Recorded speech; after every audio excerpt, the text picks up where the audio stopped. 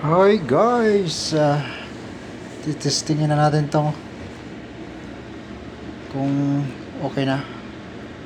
Ito yung ating pinalitan ng engine kasi yung dating engine niya nasira, kaso ipaparepair, medyo malaki ang magagastos pag pinarepair yung engine, kaya bumili na lang ng second hand na 3 cylinder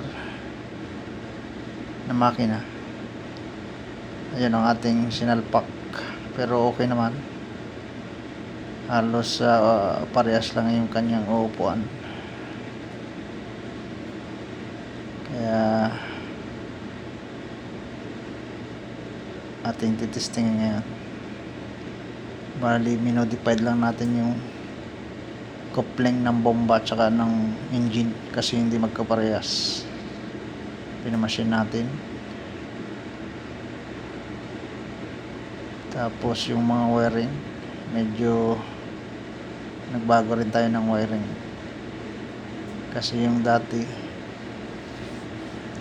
air cooled, ngayon ay ang kinabit natin ay may radiator na, pero okay naman, gumagana na. Medyo kailangan lang i-modify ulit yung takip kasi hindi maisara, ayan, kaya nakaharang dyan, gawa ng tambotso. Yun yung tambotso.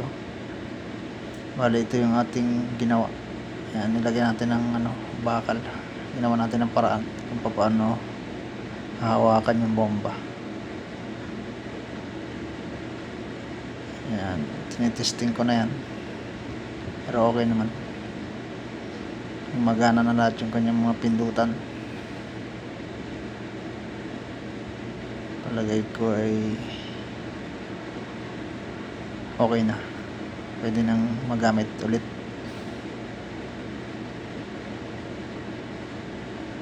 Medyo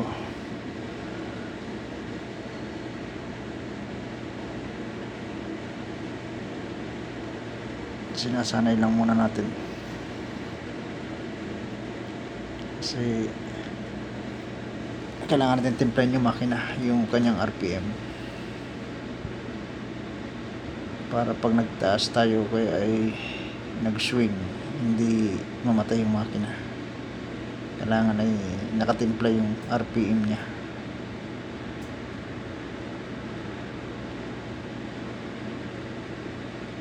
Okay guys, thank you for watching.